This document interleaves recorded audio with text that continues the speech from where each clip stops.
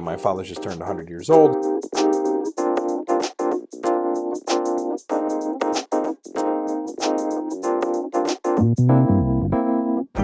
Well, Jesse, first of all, I want to thank you for taking the time to be here this morning. Thank you. I know you're busy. You're really busy now, and a lot of people wouldn't realize this, but it's because your dad, who just turned 100 years old. Just turned 100 just a few weeks ago. Yep.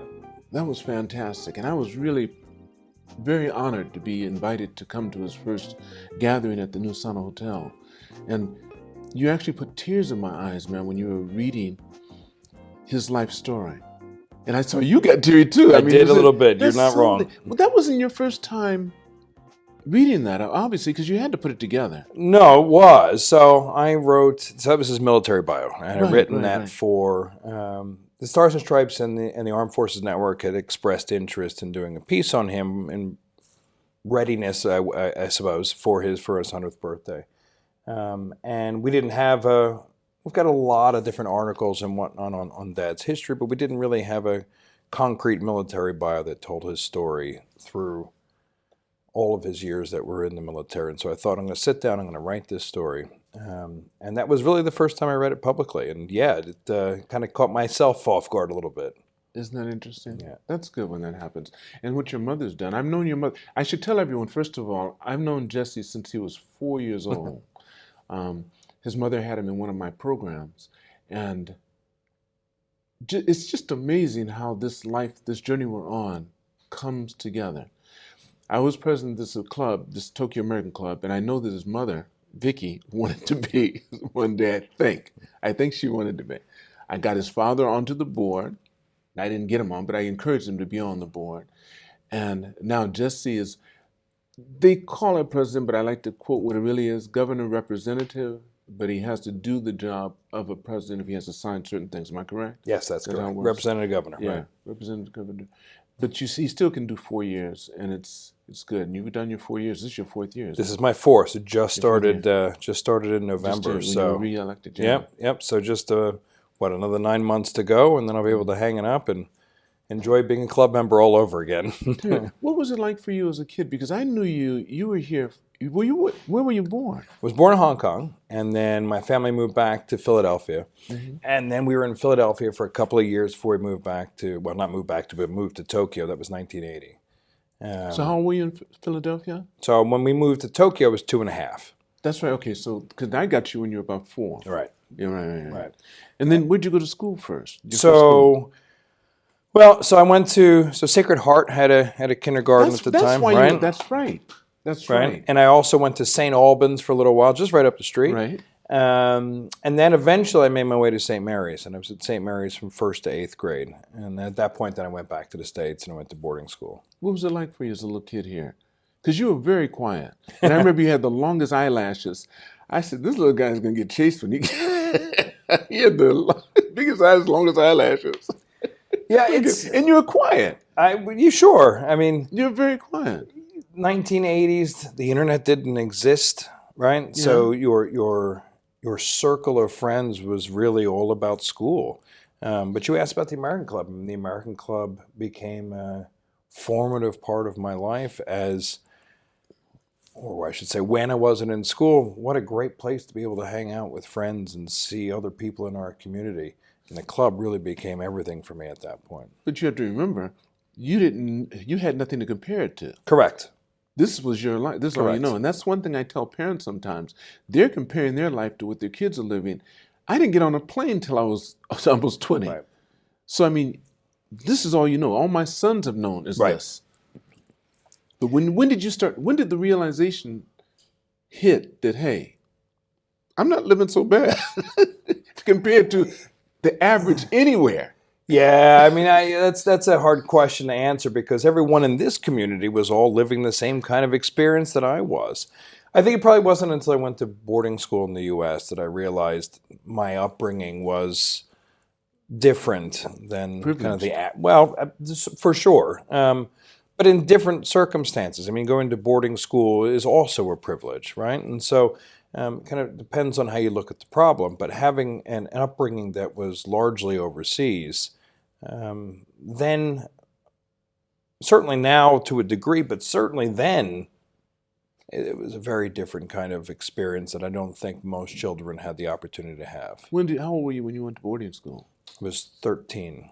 13. Why did you go? Did you want to go, or was this something that... It's complicated. I mean, it was a couple different aspects of it. First of all, all of my upbringing that I was conscious of, let's say, was here in Japan, right? And again, so the internet didn't exist. My involvement, my experience in American culture was limited to me being in the States for a little bit of summer vacation and Christmas with family. And I think my parents at the time had some concerns that in the event that I went all the way through high school here and then went to the States, it would be very much kind of a reverse cultural shock because, I'm born and raised American, but kind of in name only. And so the opportunity to be able to go back during high school and get an American education to prepare me for college was something that we all could get our heads behind. There's a few other aspects of the story, but that's kind of the bigger conversation. Where was it? So I first went to a junior preparatory secondary school called Cardigan Mountain School, which is in Canaan, New Hampshire. And I did that for 1 year. But with these junior prep schools, they usually range from 7th to 9th grade. So at the end of my 9th grade year, I had to make some decisions about, well, where do I want to be next?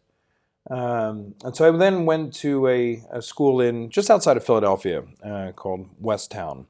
It was a Quaker school, really good school, but for better or for worse, it wasn't quite the right fit for me. Now, did you pick these, or were these picked for you? No, so as I recall, I'd had a consultant help me with the first two schools. I should say we had a consultant help me for the first two schools.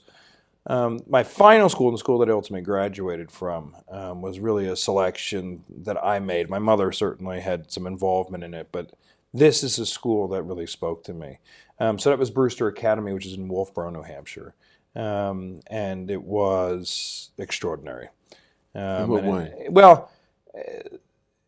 For me, I'm a learner who doesn't learn audio or visual. I'm a haptic learner, meaning that I need to be involved with my hands and doing something to learn best. Right, learning by doing. That's called correct. Haptic learning. Right.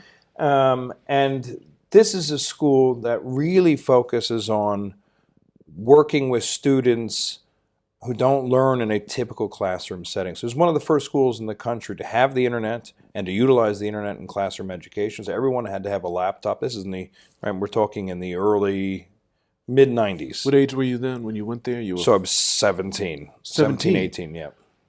So you're just preparing for college. Correct.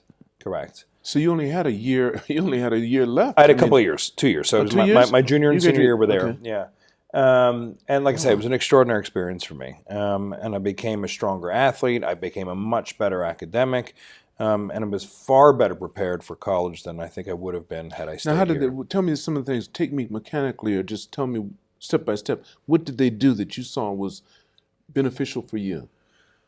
So I certainly don't want to disparage any school system, but what I would say about this particular location is their intentional, I should say, focus on the student as opposed to providing the classwork, providing the curriculum, was ultimately the game changer. In other words, you can go into any classroom and say, this is the curriculum that we teach, and I'm going to deliver that curriculum. And if the student gets it, great, and if the student doesn't get it, oh well.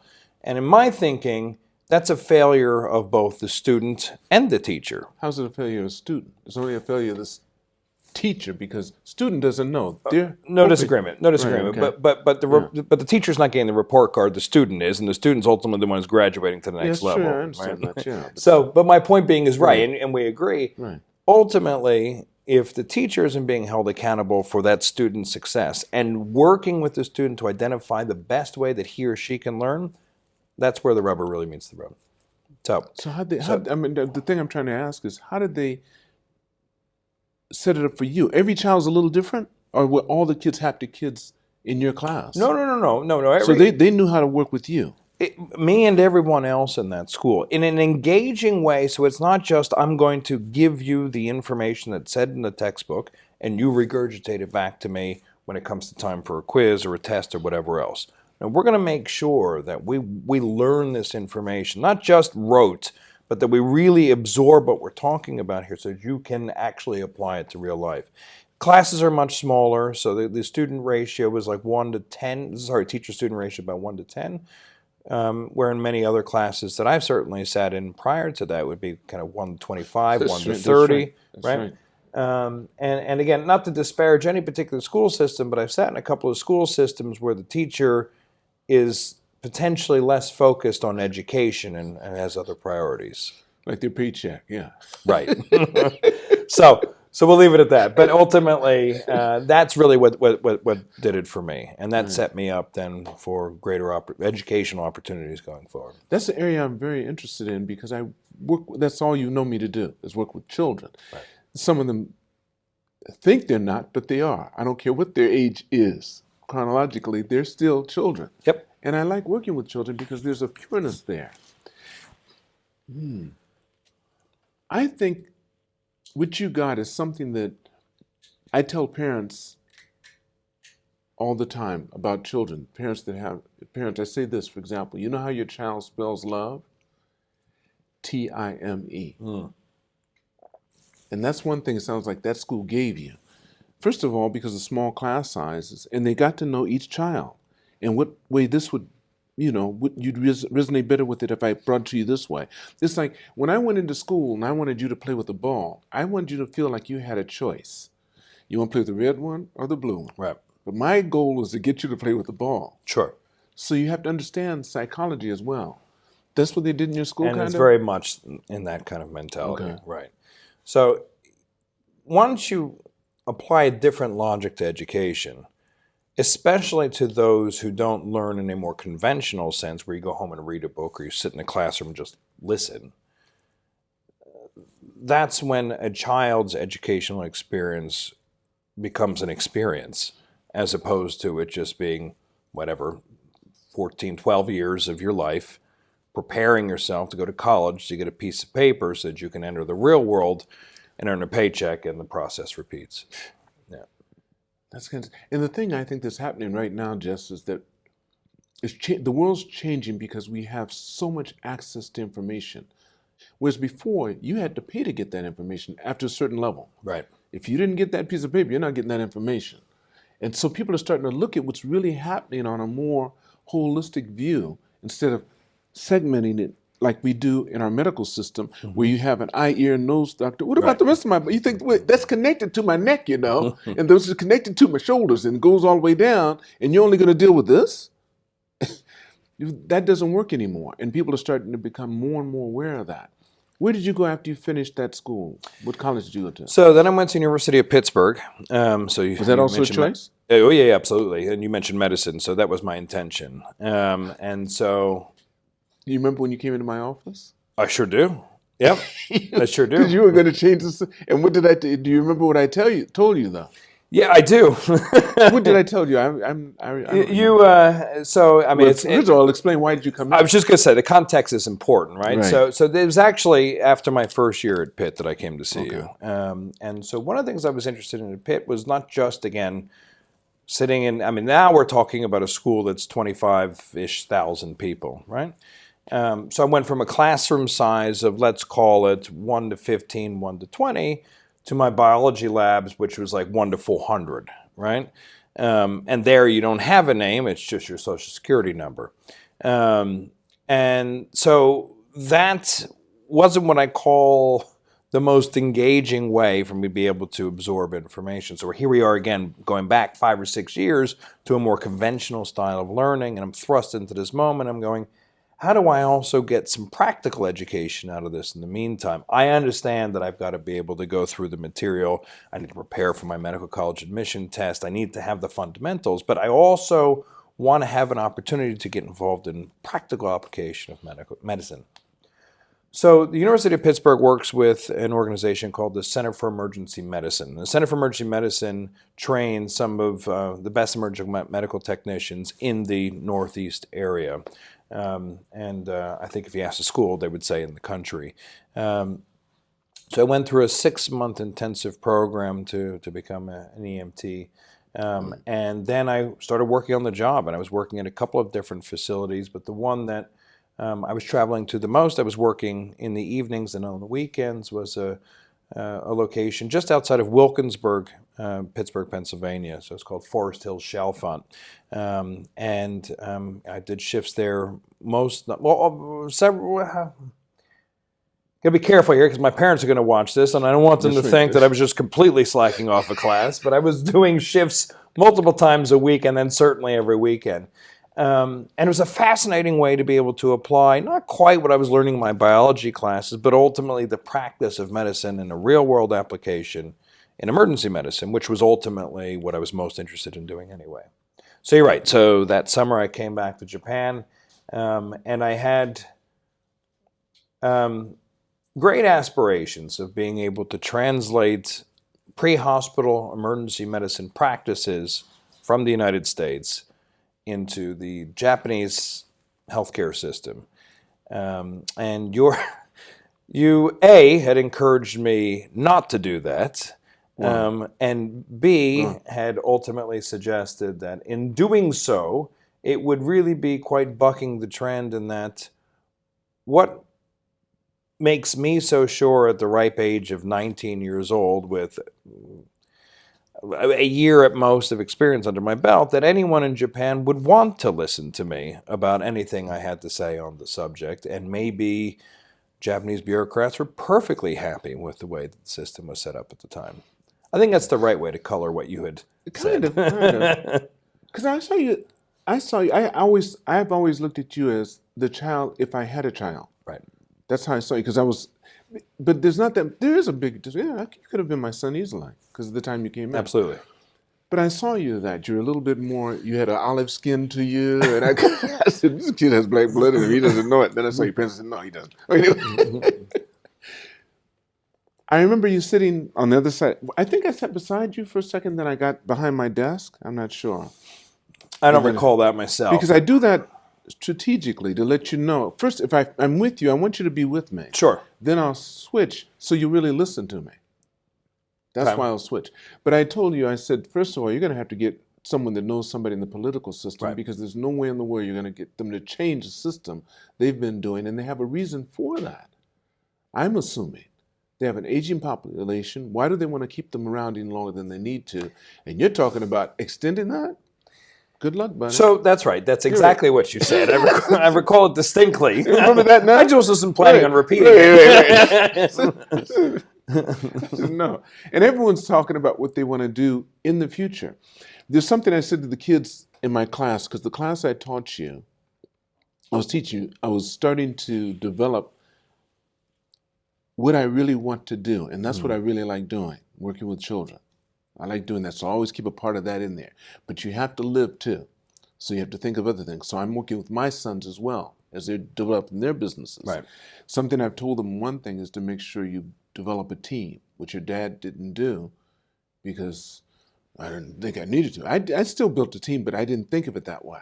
You have to. No one person's ever beat a team. But the thing I was telling my kids in the program I taught last night, I just tell them it's not gymnastics, it's a confidence building program, and I'm teaching a new way to think. I said the reason why I do that is because yesterday is history, right? Tomorrow's a mystery. Sure. Today is a gift.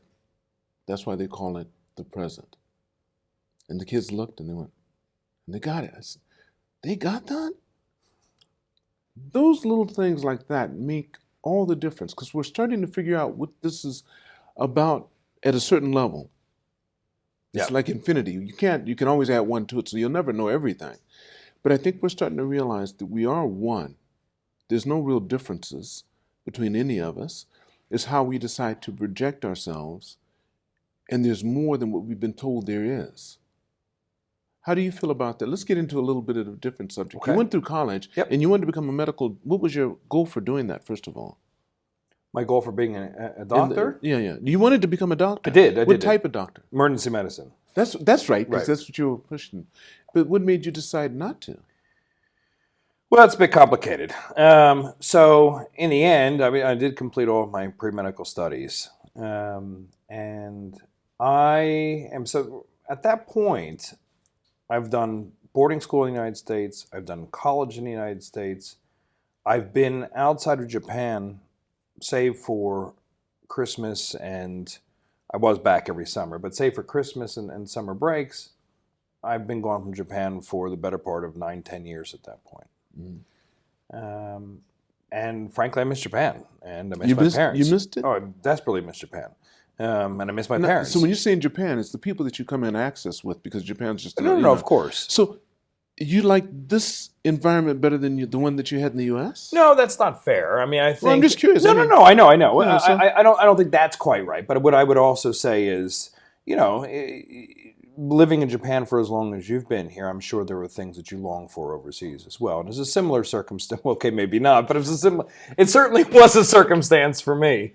I mean, what I would say, irrespective of that, is what I also missed was time with my parents. What I most importantly missed was time with my parents, right? And we just talked about my father just turned 100 years old. So, I mean, you do the math. He was already pushing the years back then. But he was doing so well now. No, was then, and certainly now as well. He was taking his second win then. He was on his second win. That's all. No question. He's kicking it. But I wanted to spend some time with family before I made that decision to openly go back to school, because, you know, medical school in the United States is another 4 years of medical school, another a year or two of internship, a couple of years of residence, and now you're talking another 8 or 9 years before you've got the time and the cash to be able to travel again. So I thought I'll come back to Japan for a little bit, and I'll spend some time with my family, and we'll kind of figure things out as we go. So I did. So I came back to Japan in 2001, and I took a 6-month position with Citibank, working with them on how Citibank worked with the international media based in Japan.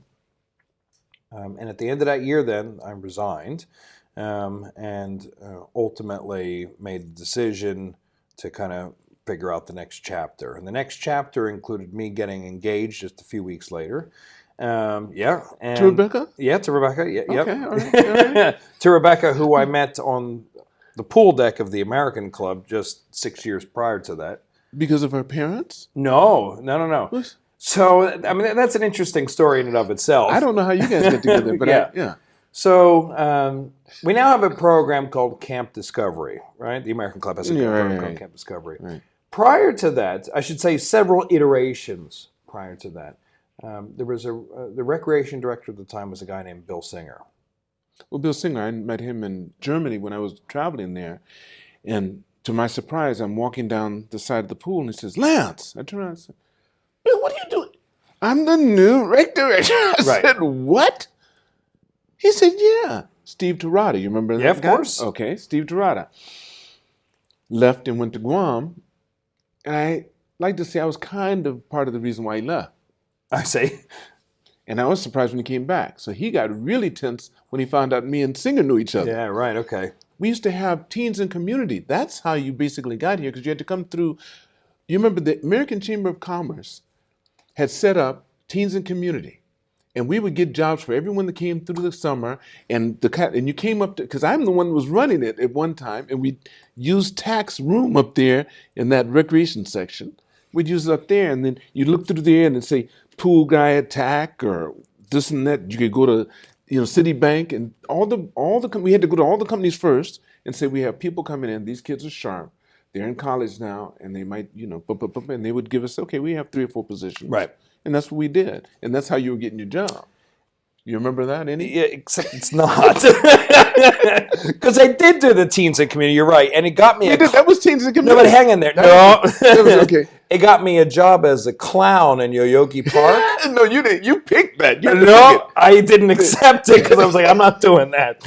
No. So actually, as it turns out, how I got my TAC job, my TAC lifeguarding But you can do job, that too. Not everyone came through Teens. No, that's right. That's true. But as I got my TAC lifeguarding job, and when I was a sophomore, so when I was at West Town, we talked about earlier, they had a lifeguard class, and I became a lifeguard there. And part of the interest in doing that was a commercial one for me, because in the United States, lifeguards aren't paid well, but the American Club pays lifeguards very well, at least comparatively speaking, right? Yeah, that's true. And so I said, well, okay, this is great. So, but let's go back in time, right? So Bill Singer is the recreation director here. Right. And he says, we have a program that I want to run. It's a summer camp program, runs the full extent of the summer. So it starts in, I'm going to say it was beginning in June. And then, okay, it was a full extent. So let's say it was 7 or 8 weeks. And Bill and my mother knew each other. And my mother said, well, my son's looking for a job. And Bill said, we'll bring him in. We'll have a conversation. We'll go from there. So Bill brought me in. I was 18. Bill brought me into the recreation office, and I sat down. And I spent a little bit of time talking with him. And he said, great, you have the job. And I said, cool. What am I doing? And he said, well, you're running the camp program. Now, at 18 years old, I wanted to exude a little bit of confidence and make it abundantly clear to my newfound boss that I am perfectly up to the task. So I said, okay, great. So I sat at a desk across from him for the next hour, probably trying to make heads or tails of what it is my job actually was, and camp begins a week from now.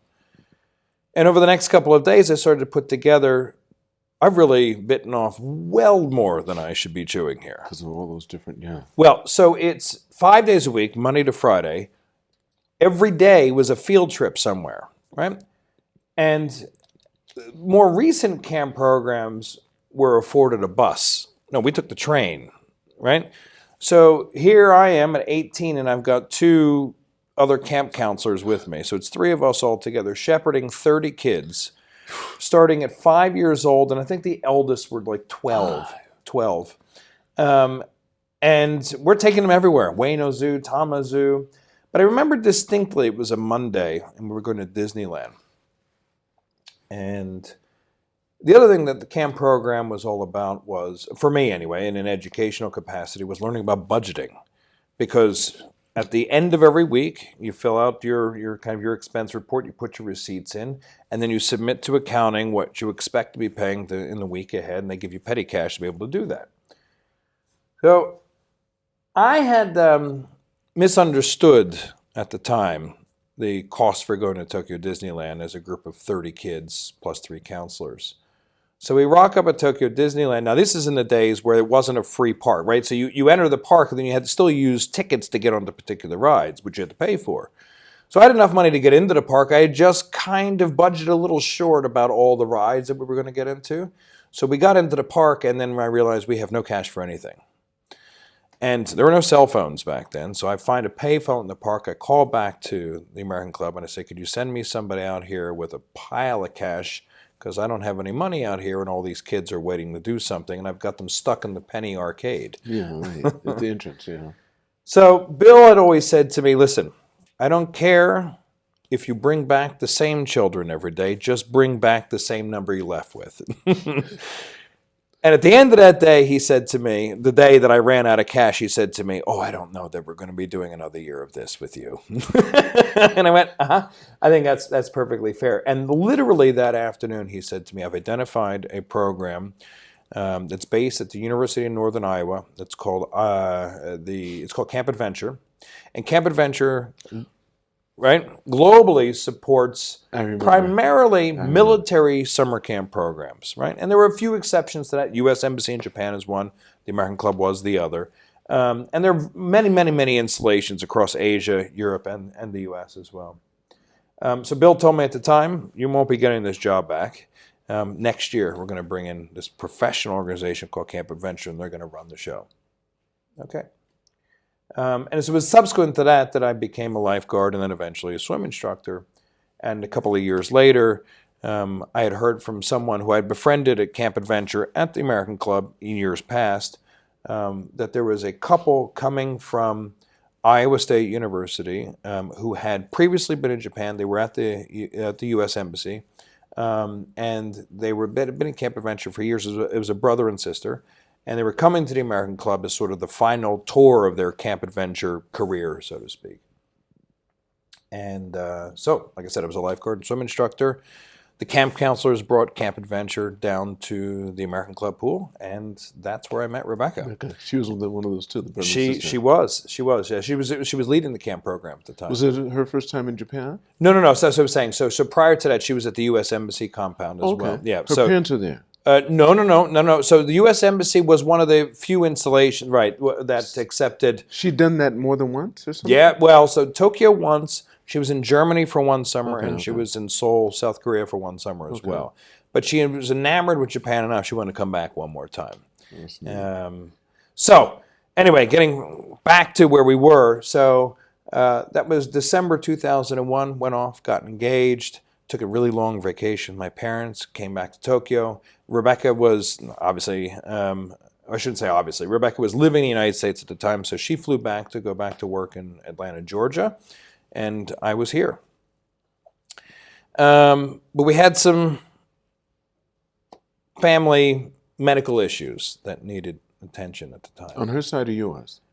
No, on mine. So Okay. my mother was diagnosed with breast cancer. That's when she started. After that, then she started a fantastic organization, right. Run for the Cure. Correct. So she started the And foundation. that's been going for how many years now? We're pushing 30 years now. Yeah. Yeah. She kicked cancer in the butt big time. Sure did. Sure did. Now, but she identified at the time that breast cancer is an interesting problem in Japan. Unlike other diseases, there wasn't really any groups. There wasn't really any. It wasn't talked about. Right. There wasn't a community of people where they can get together and talk about the experience of going through breast cancer treatment and recovery and life thereafter. And so she vowed, when she beat cancer, that she was going to create an organization of this kind, not just targeted at the foreign community, but targeting at everyone in Japan. But at the time, I'm kind of starting to make some decisions about, what do I do next? And my mother's breast cancer diagnosis was kind of a pivotal moment. Mom was going to go to the States for surgery. Mom was not 100% comfortable with the level of care or the situation of care in Japan at the time, and decided that she wanted to commute to Hawaii to receive treatment. And so she was going back and forth to Hawaii every few weeks for the duration of her chemotherapy. And I needed to be here to look after the house, help my father where it was necessary to do so as my mother was convalescing. Obviously, Mom and Dad were going together, but there was still a lot of the family activities that needed to be addressed. So I decided. What about her publishing company? Paradigm. Yep. So she was still running that at the time. Sorry, that sounds like it's ended. It certainly has not. But she ran it through her treatment. Obviously, she leaned on her lieutenants, but ultimately, I was here kind of holding the family fortress down, so to speak. And then I decided, I think I need to do something with my time other than sitting around and making sure the house is in order and looking after the cats. So I got a job with a public relations company called Hill & Knowlton. It's a New York-based public relations firm that had been in Japan at the time, I think about 40 years. And I joined them as a consultant. Again, I was expecting this to be a reasonably short-term gig, and then once Mom was through her treatment, I was going to go back to the States and kind of start the next chapter of my career. And then a few weeks later, I think we were in April of 2022, I got a phone call in the middle of the night, and it was Rebecca calling me from a payphone. I said, "What's going on?" She said, "My house just burned down. So I've lost everything that was obviously contained within the house. I now have my car and the clothes on my back and literally nothing else. And I'm just not seeing why I need to be here any longer. So I'm going to move back to Wisconsin, spend a little bit of time with my family, and I'm going to move to Japan." You guys were already married. No. We were engaged. And only at that point, we were engaged for 4 months. Is that right? Just 4 months. Okay. And I said, "Well, geez, this really wasn't quite the plan." I said, "Okay, let's see how that works." And, well, here we are. We are in Tokyo now for 22 years beyond.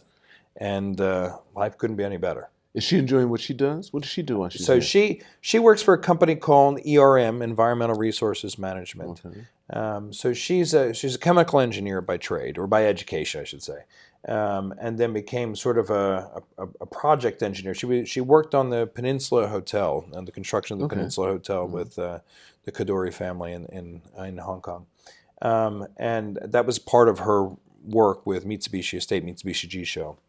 And then when she concluded that work, then she moved on to ERM. And she works in a variety of different fields of sustainable engineering, environmental engineering. Right now, she's chairing their regional technology practice, so she's working with major technology clients on sustainable supply chain and other sustainable needs as it relates to the manufacturing that they're involved with. Do you guys see yourself? What do you see for the future? Do you know? Have you? Tomorrow's a mystery, right? That's right. Are you keeping it that way, or do you have any plans like where you'd like to live? I know you have an affinity, of course, for Japan. Your parents are here, and this is what you've known. Yep. And what I've heard from many of my friends, I have several friends that have done quite well business-wise. If you like nice things, and you can get them, you couldn't be and you like cities? Yeah. The best city on the planet is right here. And you find that out, and I found that out when I start to travel. But not everyone can do it because people need to have sometimes a base. I've been fortunate that I've been able to build one here. But if you need that, this is a hard place to be. No question. Because you're really isolated. The answer to your question is I have no idea. For years, I told friends and family back in the States, we'll be in Japan 3 to 5 years. And you'd go back to the East Coast, of course. East Coast or to see Rebecca's family in the Midwest. Okay. For years, everyone's kind of given up with us saying that. Right? So you guys will peek your head in there and you look and say, nah, maybe this isn't a good time yet. Well, we keep saying 3 to 5 years. That was 3 to 5 years ago, and on and on. Look, I don't know if the reality will ever be that we'll be here permanently. But it's permanent. But that's just it. Right. But I can also envision a circumstance where we're abroad part of the year and here part of the year. Right. But right now, there are just simply no plans to be figuring that next step out. So we're here for the foreseeable America's future. going through something right now, and it's Really? going to, and it's quite interesting. It's not going through it now. It's going through a big transformation because we saw it happening. But it's like, I saw someone doing a martial arts. You take martial arts, you've done Kung Fu. And the guy says, okay, I'm going to strike you. I'm going to throw punches at you, and I want you to stop it. And he goes quick. And he goes quick again. He says, now, you ready? Now I'm going to do it again. I want you to be ready for it. Oh, yeah. You saw that one. Yeah. And he goes and hits him. Right. That's with Kimbo Slice and... exactly. And which is Michael White? Michael White or something? That might be right. Yeah. Yeah. But he's... And it's so true because you'll start reacting the way people react to you. In the U.S., we had a slow motion roll as to changing a lot of the values that people grew up with into a very diverse type of way of thinking of things. And first it was just subtle and it was with empathy. Then it became violent. Like if you don't do this, you're horrible. Right? And now it seems like we're going through another shift where we're going to get a little bit. You'll never get back to where you were, and you never will be, but I think we're getting back into something that more people agree upon. Yeah. Because America was the one that was going through it. Yeah. Other countries said, some countries said, we're not even going to discuss what you're doing. It's interesting to us, but we're not going to discuss it. We're not involved in that. But the U.S. is going through something now, and I'm proud. I tell everyone all the time, I'm very proud to be an American. I love it with all my heart. I'd give my life to protect America. However, I feel like they were abusive parents to me. I love them. I'll visit them every now and then, but I can't live with them. I cannot live with them. And I'm not under any illusion that where I am, people are in love with me. Sure. This country has its own people to do it. Sure. But what it provides for me is a community of people that are of the same ilk, I would say. And from all over the world. I love that aspect of it. And that's something I enjoyed about the military, too, when I was in the military. But the military limits what you can do financially. Can't do it. Yeah, right. Made a big difference. Did you ever think about going into the service? I did. What branch were you thinking about? Navy. Why Navy? Well, as an officer? Yeah. Okay. So smart move. Yeah. So I mean, this is all kind of around the same conversation around medicine. That was the intention. So, but I was talked out of it. By who? Mostly by myself. Okay. Tough circumstance, right? So, so why the Navy? First of all, my father obviously was in World War II. He was an Army man, right, and then he was an Air Force man, and then he was an Army man again. And for him, the Air Force was a real class act. It was. I know. I'm from the Air Force. Yes, sir. I know. And you can't be drafted, so people don't know.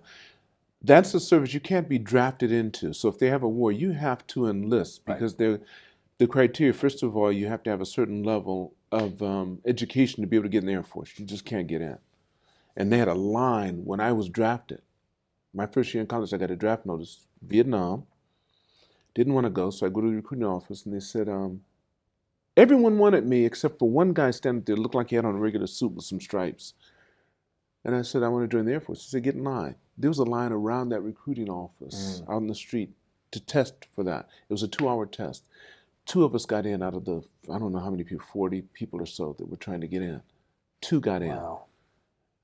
Well, in my father's case, so he loved the Air Force, but he was enamored with the Navy. So, you know, when he was going over and back from Europe, it was all on Navy ships, and he just loved what they were doing. And if he was going to make a recommendation to me about a branch to pick, the Navy was the right place to be. And hey, I was born in the '70s, but I'm an '80s kid, and so Top Gun really kind of changed my worldview of what the Navy was all about. And I'm like, oh, this is exactly what I want to do. Except I would never have qualified as a pilot, but irrespective of that, what I was interested in actually was the Navy medical program, because the way the Navy medical program works, you leave college. And then you can go to your select medical school, or you can go to Annapolis and go to the Naval Academy for medical program. Either way, post that discussion, there was an expectation of a certain number of years to kind of pay back the U.S. government for taking care of you through medical school. And the only thing that I consistently struggled with was, where was I going to be, right? So you complete the medical program, great. Am I going to be in Yokosuka? Sure, that's a possibility. So I'm sitting down with a recruiter. We're talking about this in the ASVAB and everything else. Yes, you could absolutely be in Yokosuka. Or you could be on a carrier for 6 months. Or a whole host of other places. Now, lo and behold, we certainly didn't know at the time that only, a couple of years later, 9/11 were to take place. And yeah, we were going to deploy all over the world, right? Particularly to the Middle East. And that would have been right in that sweet spot of timing. So I certainly don't have any regrets in not doing it, but I always do wonder what would have happened otherwise. It would change the way that you see life. I tried to get I have 4 sons, and I started to encourage them. I mentioned it, but I didn't push any of them because the service was going through that change, and I could see it. And the youngest one, I said, I'm sorry I even brought you here, because I took him out to Yokota Air Force Base. And when the guy spoke, but what we saw on the base, when you saw what, I said, no, we can't. I said, I'm sorry I even brought you here. Yeah. So you got married. When did you get married? 2004. So what do we find Jesse doing today? Let's bring this home. So I worked for Hill & Knowlton, public relations firm, for a little while. And then I had an interest in, almost by happenstance, an interest in real estate. Right, so I mentioned to you that Rebecca was working for Mitsubishi Estate at the time, was building the Peninsula Hotel. And so I took a contract with Mitsubishi Estate, working with them on, let's say, rebranding the Marunouchi district. This is during Marunouchi's kind of redevelopment phase of bringing it into the 21st century. And I enjoyed the work, and I enjoyed working with the district leadership on kind of rethinking, reshaping that space. And then a couple of years later, I went to work for a real estate, what we call a real estate merchant bank, or investment and development bank, called New City Corporation. And that was 2006 or 2008. And I was the chief marketing officer for the business. What an incredible time. Unfortunately, the subprime mortgage crisis put an end to that incredible time. Oh, the Lehman, yeah. Faster than much would have liked, but it was an extraordinary time of tremendous growth, tremendous excitement in the real estate industry. And then at the end of that kind of stint, a couple of year stint, I went back to Hill & Knowlton. And then I joined a company called CBRE, what was then known as CB Richard Ellis, as the head of marketing for Japan. They had just acquired a major Japanese brokerage company And I was working with the leadership team on how to unify a very foreign business and a very Japanese business at the same time, trying to get that done within a reasonable time period. And then I've spent about 13 years with CBRE in various roles, both domestically, regionally, and then finally globally in the last couple of years, the last 3 years that I was with the firm. And then in 2023, so almost 2 years ago, I left the organization and did something that I never envisioned having the opportunity to do in my career, and took about 1.5 years off.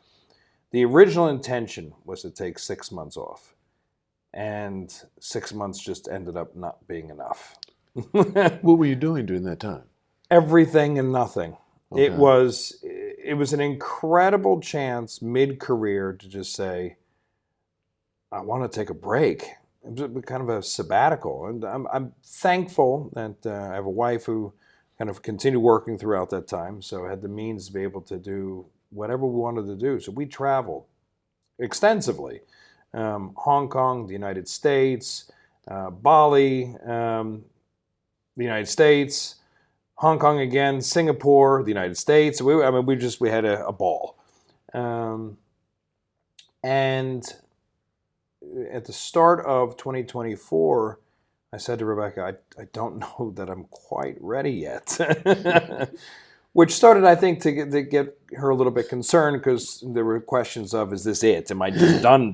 Right. But I have found incredible ways to be able to occupy my time. I studied different things. I was working much more aggressively with the American Club then. Right. We're going through a bit of a restructure, working on the club's financials. So it gave me a lot of great opportunities just to kind of get a little bit more involved in the club and see what other things we could drive before I went back to the workforce. And then I started thinking about, okay, well, what do I want to do next? Is real estate what I want to be doing, or do I want to be kind of thinking beyond that world? So my more recent history in real estate had nothing, frankly, to do with real estate. I was in global operations, admittedly, for CBRE's real estate business lines, but I wasn't a real estate guy. And then lo and behold, in early spring, I started speaking with a company called Jones Lang LaSalle, JLL, which is CBRE's main competitor, about a role in Japan selling the complement of their occupier business. So if you are if you require real estate, you're a multinational company, actually any company, doesn't matter, and you're thinking about opening an office, or maybe you have a retail facility or an industrial facility, but you kind of begin that by having to lease a space in the building. And the next aspect of that, once you've completed your lease, is to project manage the completion, the fit out of that space to make it wholeheartedly yours. And then the last component of that typically is, how do you then manage that space? How do you maintain the space? How do you make future improvements to that space, etc.? So my role is ultimately working primarily with multinationals in Japan on selling the complement of that occupier experience. And it's been tremendous. I've been in the organization now for 5 months. I'm no longer taking phone calls at 3 or 4 o'clock in the morning as I was in my global role. Travel, which I loved with CBRE, had all but evaporated during COVID anyway. Right? We learned that Microsoft Teams or Zoom or whatnot is largely good enough to be able to get things done. It's not, but anyway, that's the way we look at the world right now. But it's afforded me such a great opportunity to get back into core real estate, to work with domestic business again. I hadn't worked technically in Japan since 2016. So it was a great opportunity just to kind of start over, think through things a little bit differently, and have a bit of a soft landing as I got back into the industry, and it's been tremendous. So you've enjoyed it. So you get them to occupy different properties here. Most of them are businesses, of course. They're not individuals. That's correct. No, all of them are businesses. All of them are businesses. Yeah. So we do no residential real estate. Right. Because we're doing everything. Right. We're trying to get involved. We're not trying to, but we're getting involved. We have a couple of projects. We have a couple of people that are looking for enormous amounts of property. And we're talking about the hundreds of millions of dollars they're talking about, that they have a fund set up for this. Right. Just to do that. And the situation we're working with is where they want to have, for example, properties that were once of course, occupied and everything, the structure's there, and then get a maintenance team or people that can actually work with it as they come in. It's just, but there's so, look at this. We're looking that's at correct. There's so much of it here. Correct. And the next few years, the amount of new new construction coming online is historic. So, isn't it? Will only continue to grow. I think so. I think right now, actually, it's a seller's market because everything, they have so much here, but if you want to sell your property, there's so many people that want it, particularly in Tokyo. People are looking for things here because they've heard of the safety, the cleanliness. Of course. It's organized. I mean, yes. It also helps that the yen is in the toilet right now. You know what I mean? Right? So. Jesse, look, before I end the podcast, Sure. I always like to ask this question of the people that I have up here. And that is, if you could go back in time and meet the younger Jesse Green and give him advice based upon what you know now, how old would you be at that time and what advice would you give yourself? How old would I be? I would have said probably 13. 13 was kind of when I came out of the nest, so to speak, and went off on my own for the first time. And what would I have said? Keep going. That's it. That's it. Don't look, you just leave them like this. Well, give me a little bit more. I would just, No, you tell yourself, just keep going. You know, the number of occasions, and I think many of us are like this, right? You look at a circumstance and you're concerned, or you may even a little bit anxious about, what are the outcomes? Good, bad, or otherwise. Am I going to make the wrong decision or not? And I've largely taken the view that whatever decision you're making in that moment is correct, because the reality is if you had the opportunity to go back and take a look at what you could have gone differently had you made the other decision, you'll never really know what that outcome might have been. But the one thing for sure, too, is, as you mentioned, too, you'll never know what the outcome would be, but you would not be where you are now. Well, that's exactly it. That's a certainty. What if I had done this? What if I had done that? You like where you're at now. Sure. But it's entirely possible. Circumstances would have been a little bit different and things wouldn't have worked out as well as they have been. So just keep going. That's right. Because what I've found in life thus far anyway, as bad as it is, it's never really that bad. Good advice, Jesse. Thanks very much, Lance. Thank you. I want to thank all of you for watching or listening to this podcast. And never forget, it's all on loan, so continue to reach for the stars. Because you're too blessed to be stressed.